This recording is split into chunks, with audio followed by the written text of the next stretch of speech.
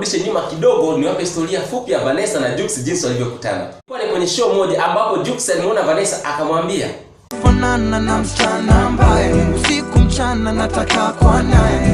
Lakini Vanessa alishangaa na kumuuliza Jux, "Kwa nini umesema hivyo?" Jux naye akasema, "Wajua baby vile I love." Hapo Vanessa akakataa akasema, "Usiniite hayo majina kwa sababu bado hatujaingia kwenye mahusiano." Jux naye akamwambia Vanessa, "Baby mami, jina gani ni sawa?" Vanessa akamwambia, "Niite rafiki tu." Hapo Jux akamwambia tena Vanessa, "Sifa kibao nishasema, uzuri wako ndo nazidi nipa homa." Basi ikabidi Vanessa amkubalie Jux. Lakini Vanessa akamuuliza Jux, "Tukiwa kwenye mahusiano nini tutafanya?"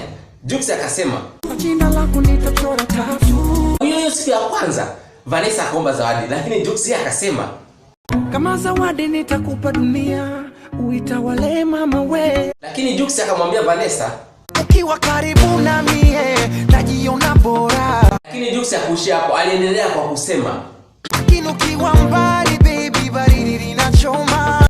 Lakini Vanessa alimuuliza Jux, "Kama hali ndio inakuwa hivyo, wewe unataka kufanya nini?" Jux akasema, "Nikuweke tu kabisa ndani." Lakini Vanessa aliendelea kumuuliza Jux akasema, "Ni sifa gani ambayo umeiona kwangu?" Lakini Jux akasema, "Rangi ya chocolate, magnetic, romantic, jinsi ulivyo humble baby, so sexy." Vanessa akamuuliza, "Kwa nini sasa unahitaji kuwa na mpenzi alafu hauna hela?" Jux akasema, "Kwako niko radhi, hata zege ni bebe, machinga ninadishe." Alafu pia Jux akamwambia Vanessa, "Kinachokufaa usisite niambie." Kwa leo naomba tushie hapo, lakini usifuatilia season 2 ya Jux na Vanessa. Asante.